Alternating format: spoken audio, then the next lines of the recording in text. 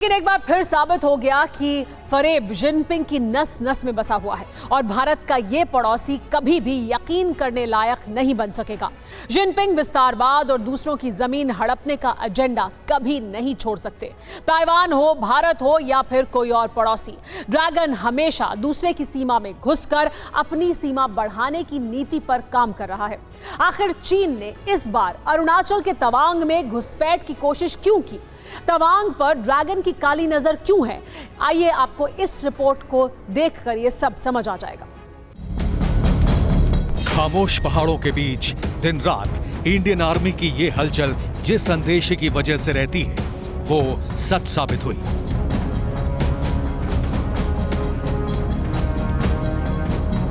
हिंदुस्तान के जिस राज्य में सबसे पहले सूरज का उजाला होता है वहां रात का एक एक पल भी संगीन पहरे में क्यों बीतता है, ये दुनिया ने फिर देख लिया है।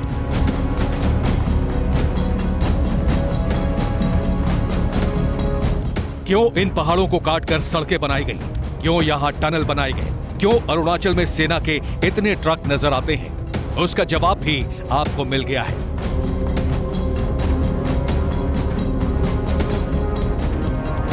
अरुणाचल प्रदेश में बुनियादी ढांचे को मजबूत करने के मामले में भारत ने हमेशा तवांग को प्राथमिकता दी।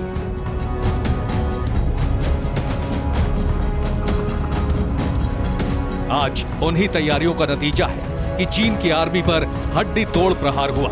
चंद मिनटों में चीन के सैनिकों को वापस भागना पड़ा।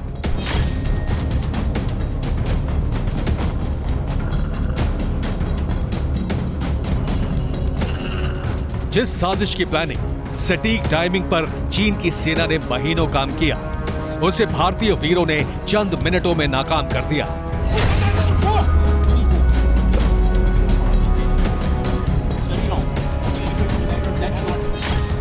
अरुणाचल प्रदेश में सेना के दो अलग अलग कोर हैं। एक कोर केवल संवेदनशील तवांग और कामेंग इलाके की सुरक्षा संभालता है। फ्रंट लाइन की निगरानी के लिए कई संतरी पोस्ट बनाए हुए हैं। तवांग में 24 घंटे हर पॉइंट पर बैकअप फोर्स मौजूद रहती है। सेना की तैयारी का ही नतीजा है कि तवांग के यांगत्से में बैक फोर्स तुरंत पहुंच गई।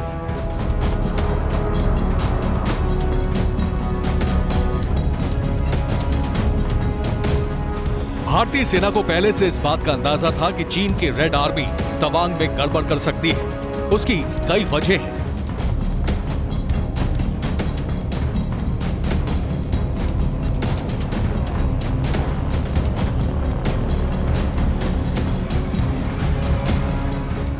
रणनीतिक तौर पर भी तवांग बेहद अहम है।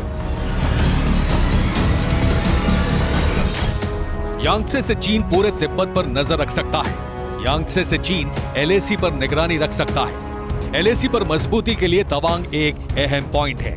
तवांग पर कब्जे के बाद अरुणाचल पर दावा मजबूत होगा।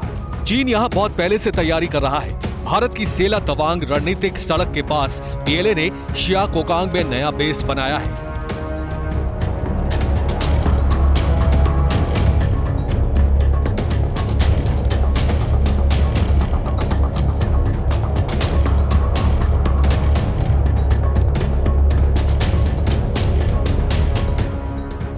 पीएलए ने शिया कोकांग से त्योसना जोंग और बोमला को जोड़ने वाली सड़क को नए सिरे से बनाया है।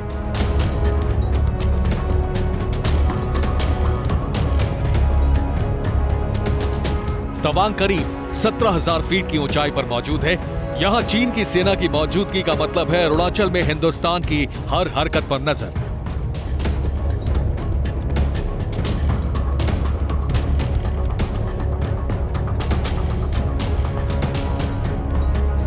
उन्नीस के युद्ध में चीन ने तवांग पर कब्जा कर लिया था, लेकिन एलएसी पर समझौते की वजह से चीन को यह इलाका छोड़ना पड़ा।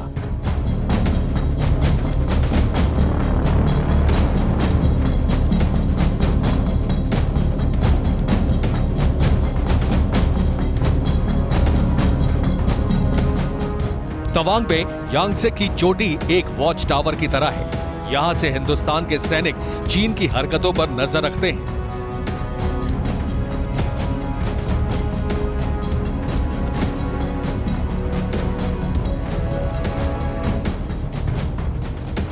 चीन जानता है कि जब तक यांगत्से पर भारतीय फौज मौजूद है, LAC पर किसी तरह की गड़बड़ी छिपाई नहीं जा सकती। यही वजह है कि चीन की सेना यहां अपना कब्जा चाहती है।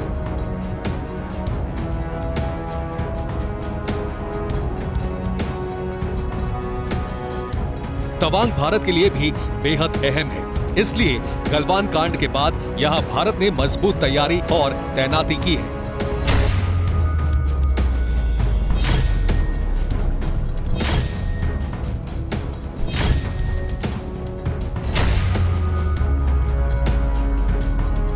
तवांग की फ्रंट चौकियों के करीब हेलीपैड बनाने का काम जारी है, ताकि तवांग में चिनूक हेलीकॉप्टर आसानी से उतर सके।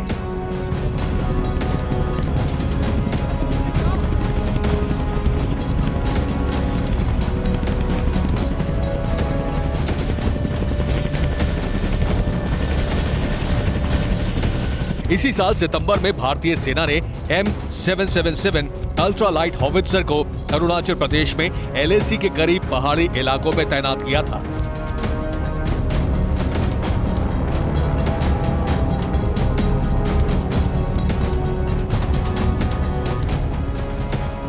M777 हॉवित्जर तोप को आसानी से कभी भी चिनूक हेलीकॉप्टर्स की मदद से एक स्थान से दूसरे स्थान पर ले जाया जा सकता है।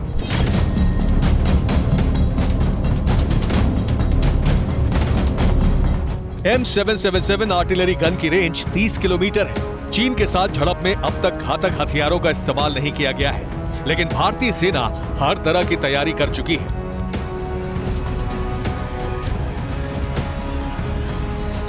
यही वजह है कि लाठी, रॉड और पत्थर जैसे हथियारों के साथ ही चीन की किसी भी गुस्ताखी का जवाब देने की तैयारी अरुणाचल में की जा चुकी है।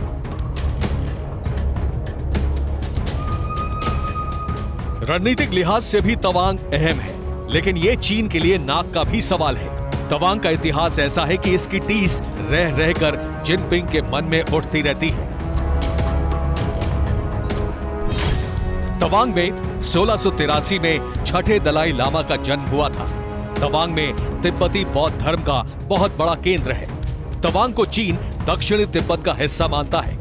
तवांग 1962 में चीन और भारत के बीच युद्ध की वजह बना था। मार्च 1959 में दलाई लामा चीनी सेना से बचकर भारत आए थे। वो सबसे पहले अरुणाचल प्रदेश के तवांग और फिर 18 अप्रैल को असम के तेजपुर पहुंचे। इसी का बदला लेने के लिए चीन ने भारत पर 1962 में हमला किया था। भारतीय थल सेना ने चीन के सैनिकों को मुंहतोड़ जवाब दिया है। अब भारतीय वायुसेना भी ड्रैगन को चेतावनी देने वाली है। भारतीय वायुसेना चीन को अपनी शक्ति दिखाने जा रही है। झड़प के बाद भारतीय वायुसेना ने बड़ा ऐलान किया है। वायुसेना अब ईस्टर्न मोर्चे पर 2 बड़े युद्धाभ्यास करेगी। पहली एक्सरसाइज 15 दिसंबर से शुरू होगी, वहीं 20 दिसंबर से भारतीय वायुसेना का दूसरा अभ्यास शुरू होगा। इस युद्धाभ्यास में भारत के तमाम लड़ाकू फाइटर जेट्स दुश्मन पर हमले की प्रैक्टिस करेंगे। ईस्टर्न एयर कमांड एक बार फिर ड्रैगन को राफेल की ताकत दिखा सकता है। पहाड़ी इलाकों में चिनूक और अपाचे हेलीकॉप्टर्स के अटैक पावर का भी प्रदर्शन होगा। चीन के करीब S-400 एयर डिफेंस की भी तैनाती है। भारतीय वायुसेना युद्धाभ्यास में S-400 का टेस्ट भी कर सकती है। Bureau report, TV9 Bharatvarsh.